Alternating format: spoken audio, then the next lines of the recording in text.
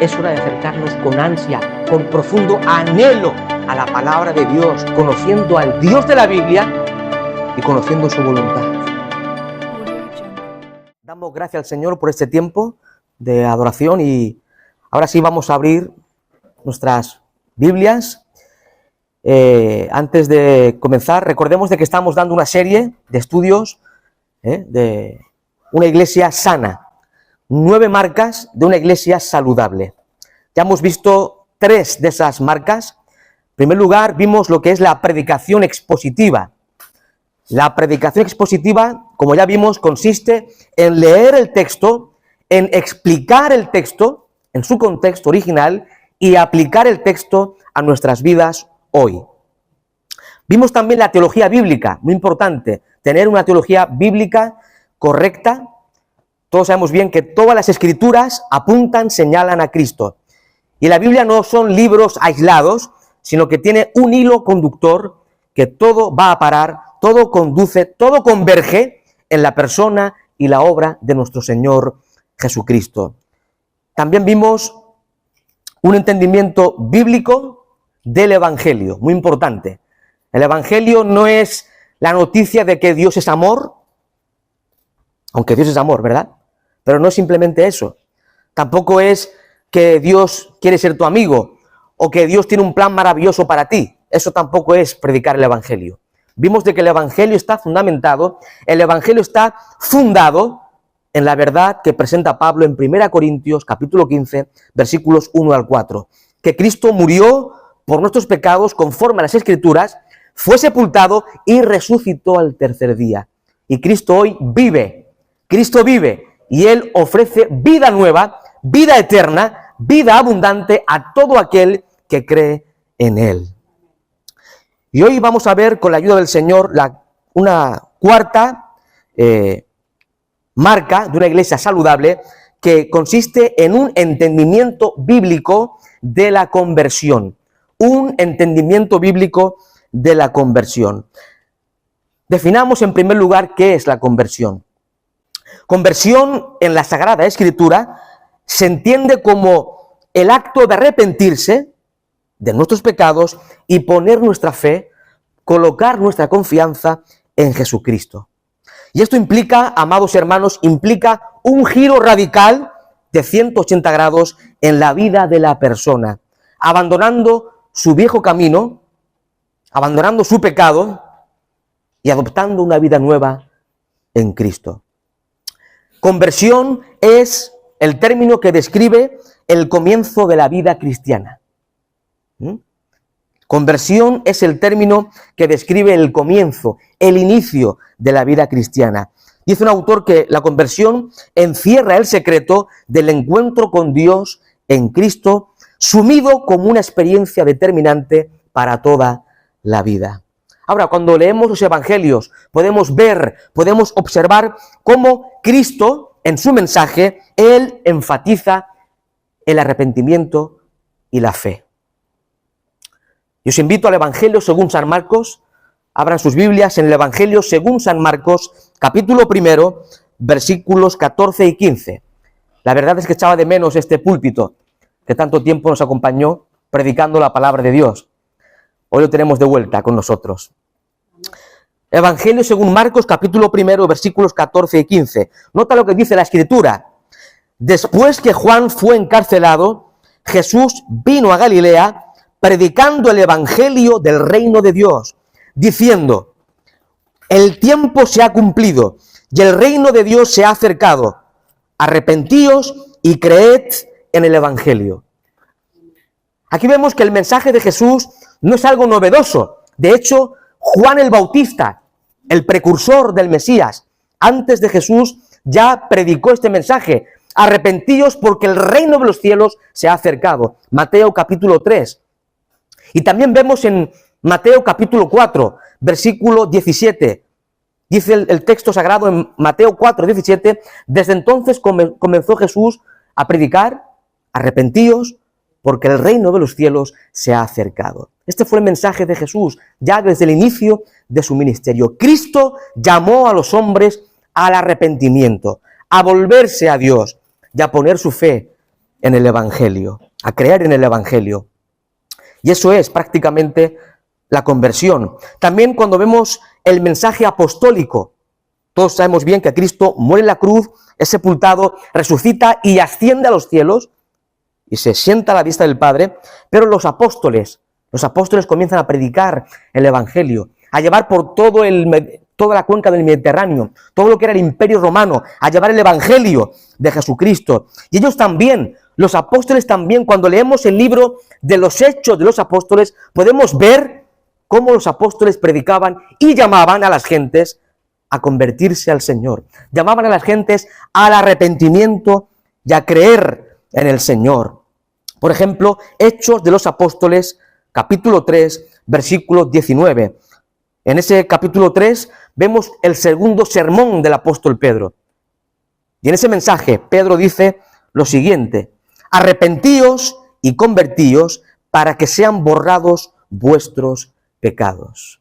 Aquí vemos cómo en el mensaje de los apóstoles está el llamado al arrepentimiento y a convertirse al Señor para que Dios pueda borrar, pueda perdonar nuestros pecados. El vocablo para conversión, en nuestra Reina Valera, el término conversión, pues como todos bien sabemos, el Nuevo Testamento se escribe en griego koiné, griego común. Pues el término griego que se traduce en nuestras Biblias como conversión es el término epistrefo. Y dicho vocablo griego implica la idea de volverse o darse la vuelta. Esa es la idea de conversión. Conversión significa volverse, darse la vuelta. Dicen los especialistas, los grandes eruditos, que el término que probablemente usó Jesús en arameo, recordemos que Jesús hablaba el arameo, en la Palestina del siglo I el idioma era el arameo entre los judíos. Pues con toda probabilidad el término que Jesús usó para conversión es el término arameo shub, y tiene el sentido de volverse para recorrer un camino en sentido contrario. Eso es prácticamente conversión. La conversión es un giro de vida, amados hermanos, es un giro de vida que transforma a la persona por completo, no a medias, no una parte de nosotros, sino al completo. Ahora, recordemos algo sumamente importante. El hombre, el ser humano, ha dado la espalda a Dios. El hombre vive de espaldas a su Creador y vive adorando y dando culto, postrándose ante ídolos. Y uno puede decir, no, es que yo no me postro ante la estatua de Baal o de Asera. Sí, es cierto, pero el hombre sí se postra ante la fama, ante el poder, ante la riqueza y otras muchas cosas, ¿verdad? Eso es idolatría, eso es pecado terrible contra Dios. Y el hombre, el ser humano, ha dado la espalda a Dios y ha adorado, se ha postrado ante ídolos, revolcándose en el pecado. El hombre se revuelca en el pecado, peca abiertamente contra Dios. Y el pecado atentan contra la santidad majestuosa de Dios. El pecado atenta contra la justicia infinita del Dios verdadero. Ahora, ¿qué debe hacer el hombre para ser salvo? Darse la media vuelta. Darse la media vuelta para dar la espalda al pecado y la cara a Dios.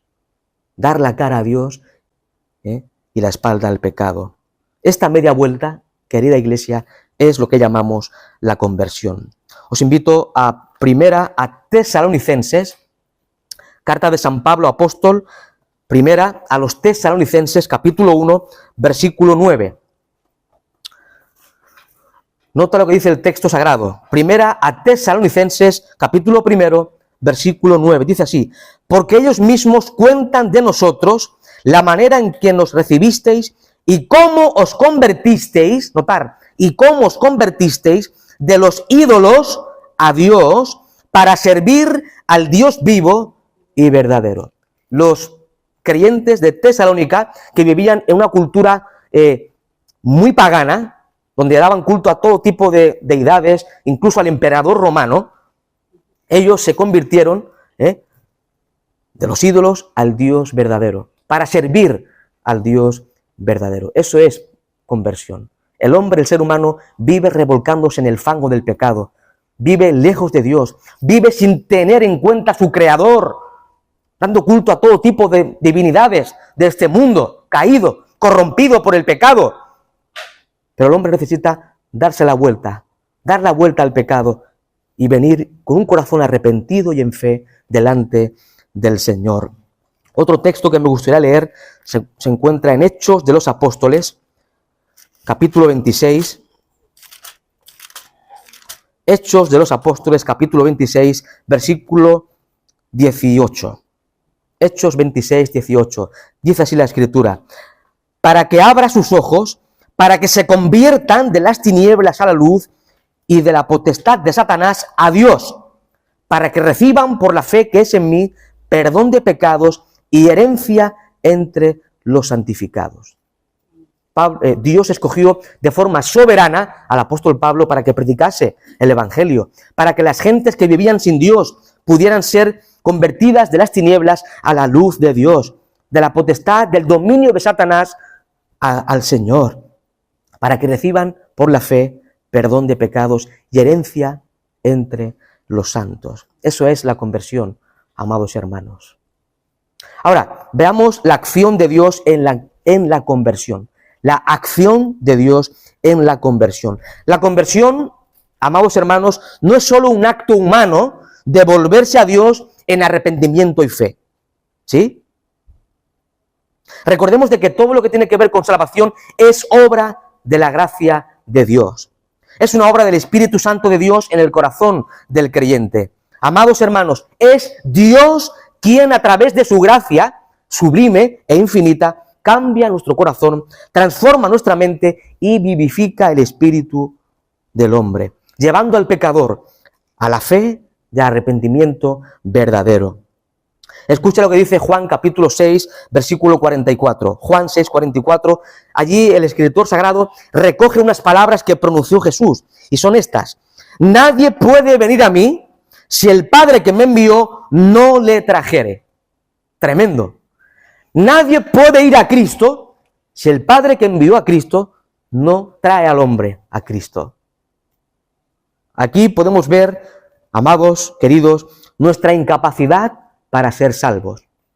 Estamos totalmente depravados por el pecado. Estamos totalmente inhabilitados, incapacitados para hacer algo en nuestra salvación. Ni siquiera podemos ir a Dios por nosotros mismos.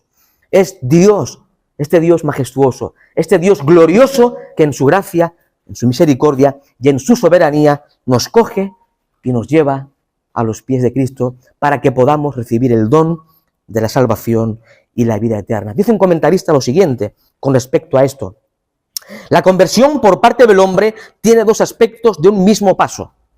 El arrepentimiento, por el que aborrece y abandona el pecado, y la fe, por la que recibe a Cristo. Pero hay que tener siempre en cuenta, dice este autor, que la iniciativa en todo lo que afecta a la salvación es siempre obra divina.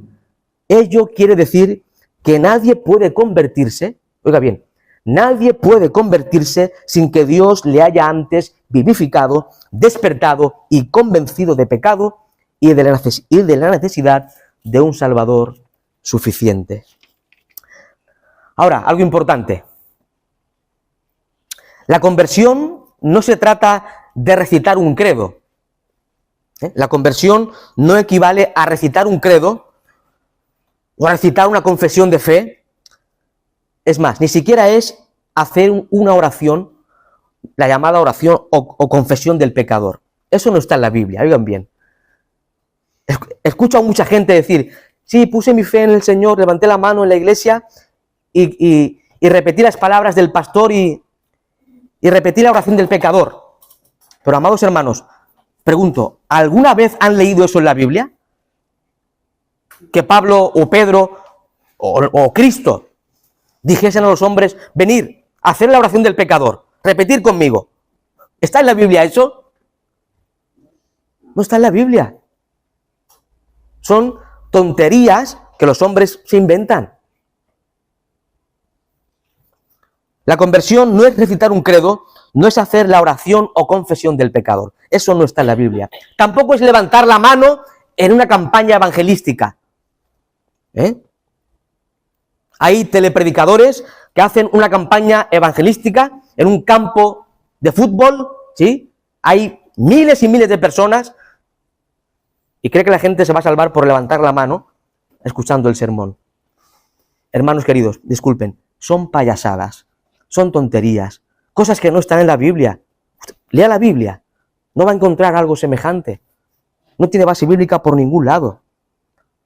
La conversión, amados hermanos, implica cambiar toda nuestra vida pasando de una justicia propia a la justicia de Cristo, de la autonomía, de nuestra independencia, al gobierno de Dios, a ser gobernado por el Señor. Implica pasar de la adoración a los ídolos a la adoración al Dios verdadero. Nos volvemos a Dios, oigan bien, nos volvemos a Dios porque estamos convencidos de nuestra culpa, de nuestro pecado, de nuestro peligro, de nuestra impotencia. Y estamos convencidos del camino de salvación en Cristo. Ahora, ¿cómo sucede esto? ¿Cómo sucede? ¿Quién nos convence? Dios mismo.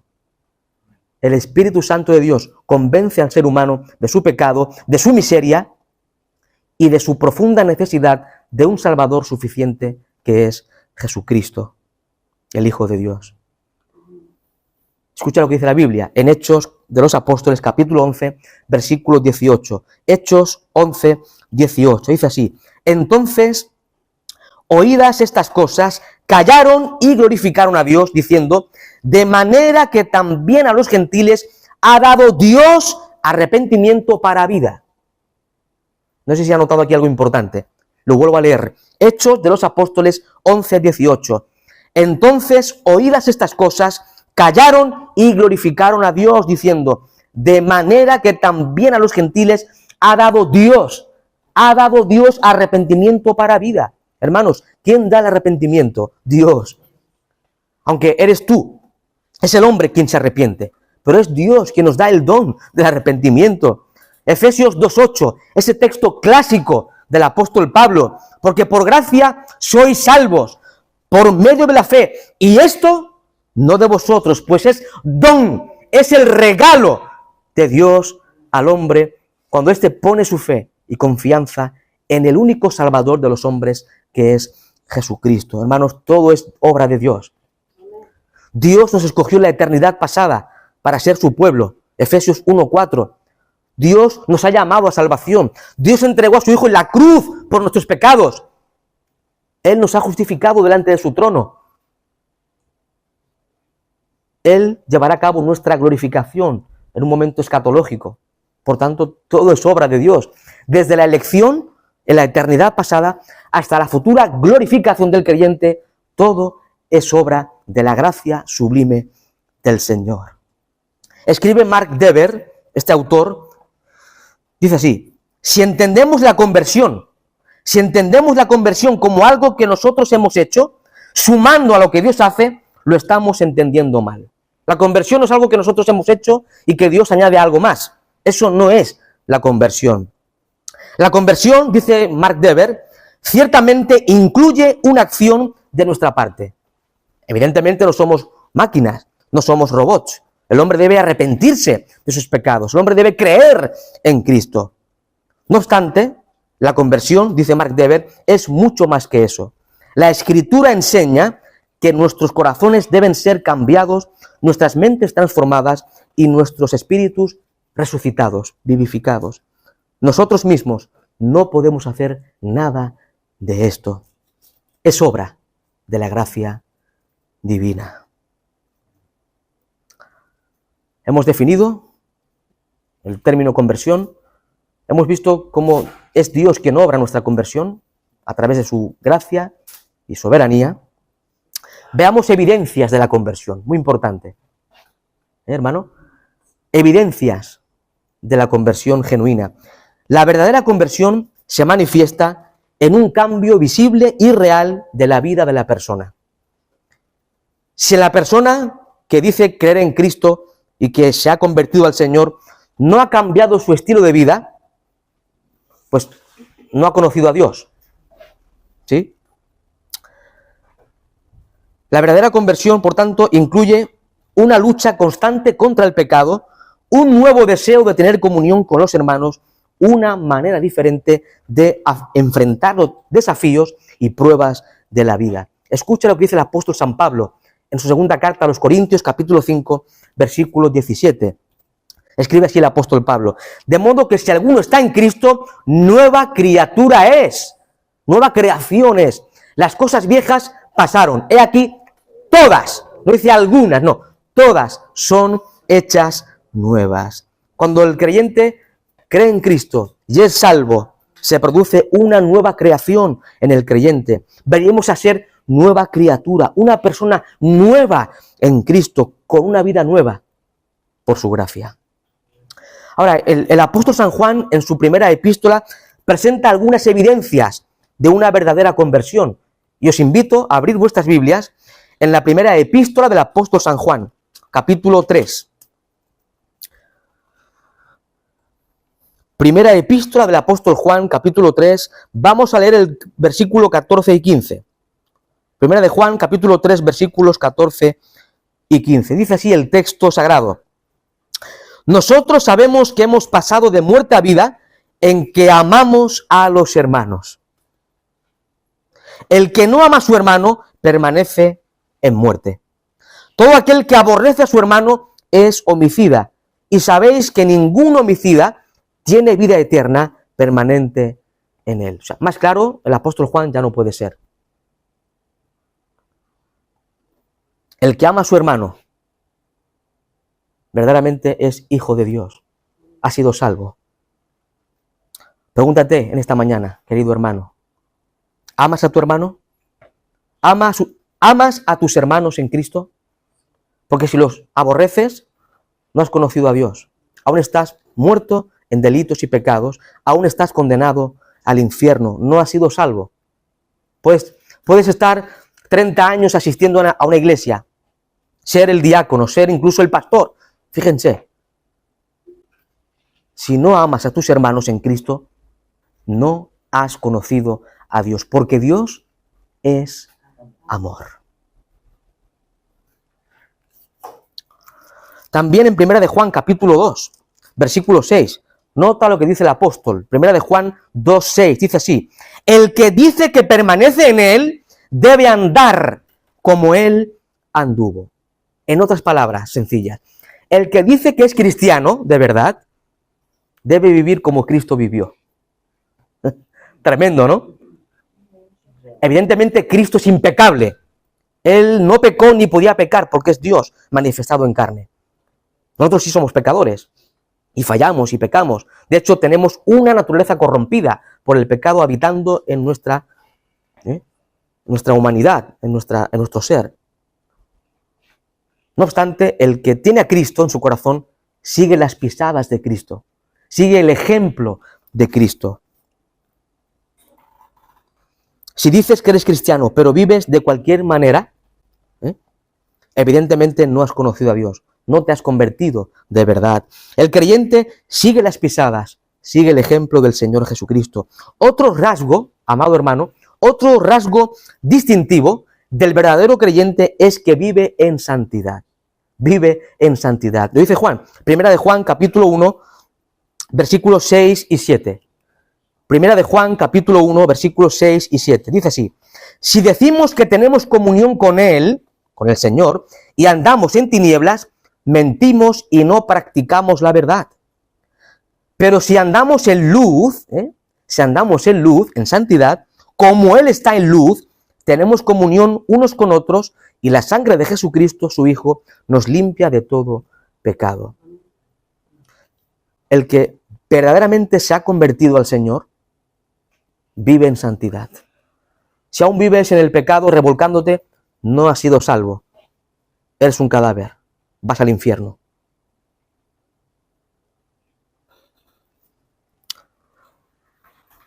El que ha sido convertido, incluso, amados hermanos, el que se ha convertido a Cristo de verdad, guarda su palabra, guarda sus mandamientos. Escucha la Biblia.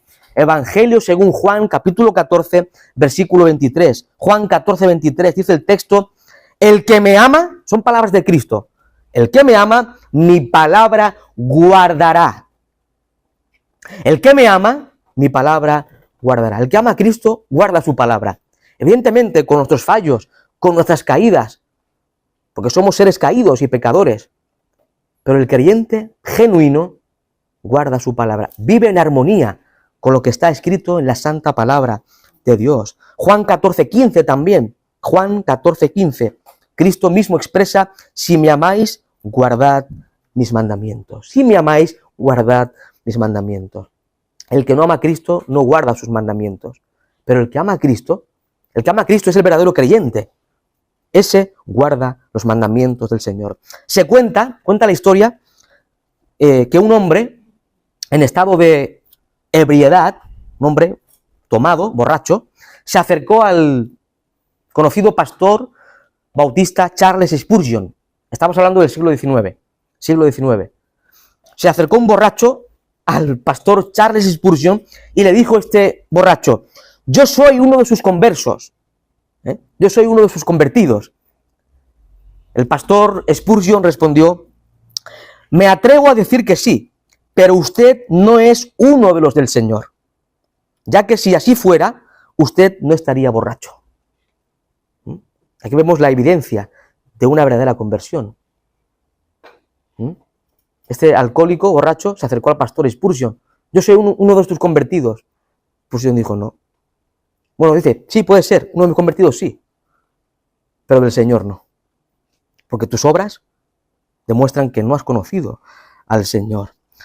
Amados hermanos, amada iglesia, cuando una iglesia no tiene una clara comprensión de la enseñanza bíblica con respecto a la conversión, es posible que la iglesia se llene de muchas personas que en un momento determinado hicieron alguna declaración, quizás con cierta sinceridad, pero que no han experimentado un cambio radical en sus corazones. La genuina conversión no tiene que ir acompañada, oiga bien, la verdadera conversión no tiene que ir acompañada con una experiencia personal, extravagante. Sí. Uno puede sentir en la conversión quizás el peso de su pecado y pueda caer rendido, llorando por su pecado. Eso sí que puede ser.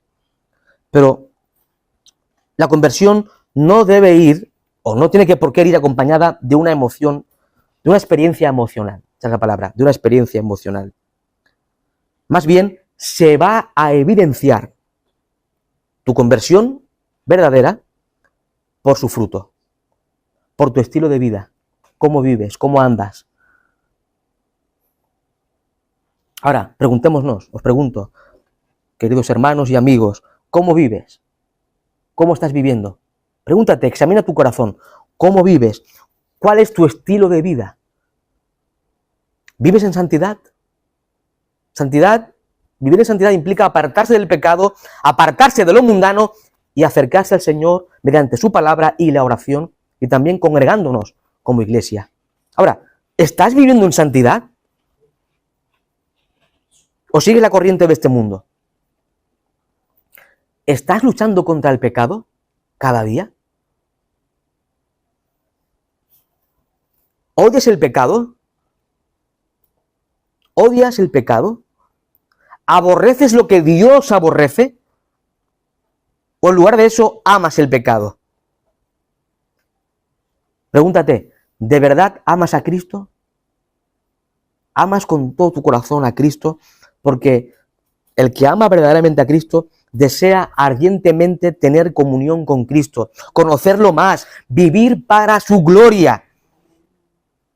Y te pongo un ejemplo muy práctico. Al igual que cuando eres joven y te enamoras de una jovencita, cuando te enamoras de una jovencita, deseas pasar tiempo con ella, ¿verdad? Disfrutar de su amistad, de su amor, de su cariño, conocerla más. Así el cristiano genuino desea más a Cristo, desea vivir para Él, tener una relación y comunión profunda con su Señor y Salvador. Por tanto, si no odias el pecado, si no aborreces lo que Dios aborrece, si no amas a Cristo, no has conocido a Dios. Arrepiéntete y ven a Cristo en esta mañana con un corazón sincero delante de Él.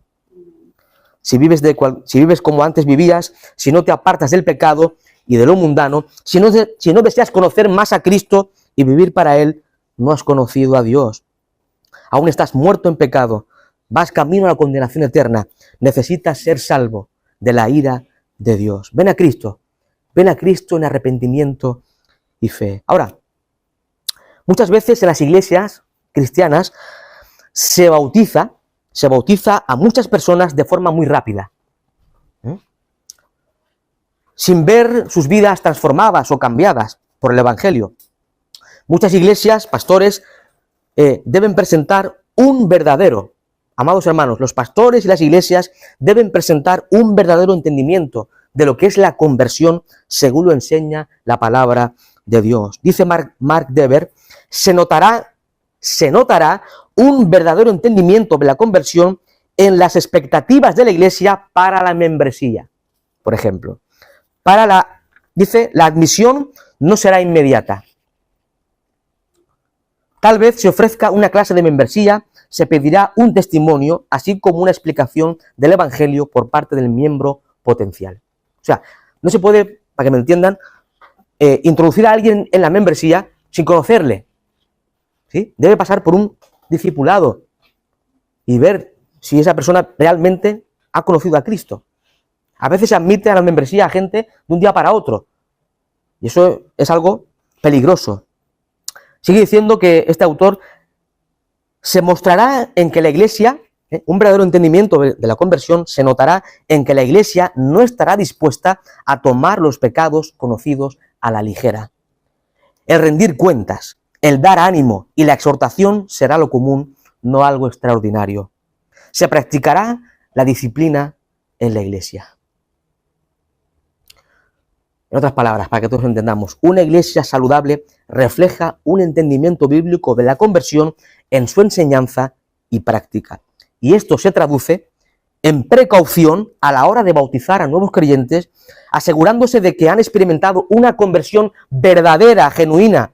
Se notará también esto en la disciplina eclesiástica, que busca mantener la pureza en la iglesia. Os invito a un pasaje. Libro del profeta Jeremías. Vamos terminando, amados hermanos.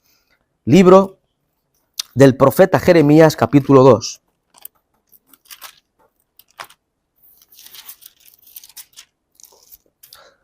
Versículo 13.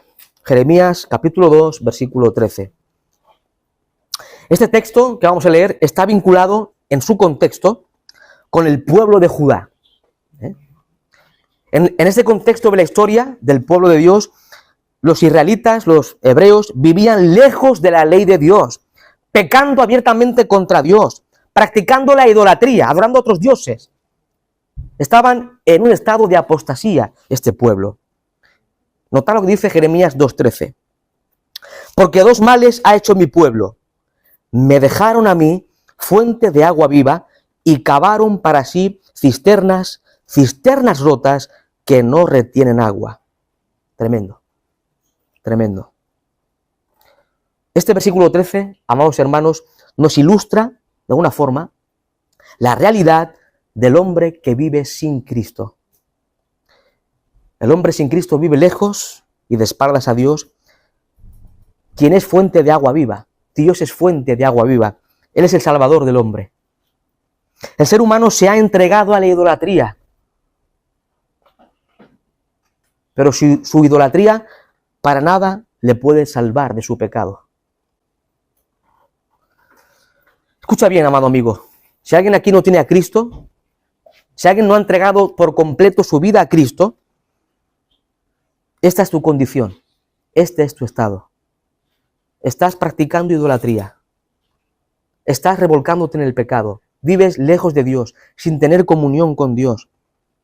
Pecando abiertamente contra Dios. Transgrediendo su santa ley.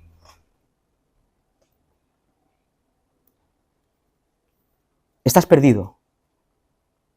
Si no has entregado tu vida a Cristo, estás perdido. Estás arruinado espiritualmente. No hay forma ninguna de que escapes al juicio y a la ira de Dios, este Dios que es santo y justo. La ira de Dios está sobre ti ya. Y en un momento futuro se experimentará en el infierno por toda la eternidad. Pero oiga bien, la gran noticia de la Biblia es que solo Cristo puede salvar tu alma del infierno. Oiga bien, solo Cristo puede salvar tu alma del infierno. Amado amigo, refúgiate en Cristo. Arrepiéntete de tus pecados y cree en Él como el Señor y Salvador de tu vida. Vuélvete a Dios y da la espalda a tu pecado. Escucha lo que dice Isaías 1:18. Profeta Isaías 1:18. Dice la Escritura, dice Dios hoy a los que estamos aquí: venid luego, dice Jehová, y estemos a cuenta. Si vuestros pecados fueren como la grana, como la nieve, serán emblanquecidos. Si fueren rojos como el carmesí, vendrán a ser como blanca lana. Oigan bien, solo Cristo puede limpiar tu pecado. Solo Cristo puede darte salvación y vida eterna. Ven a Cristo en esta mañana, con un corazón arrepentido delante de Él, colocando tu fe en Cristo como Señor y Salvador. Y serás salvo. Recibirás el don de la salvación, la vida eterna, una vida abundante y una esperanza gloriosa. A Él la gloria, eternamente y para siempre. Amén. Señor, gracias por este tiempo, Padre, por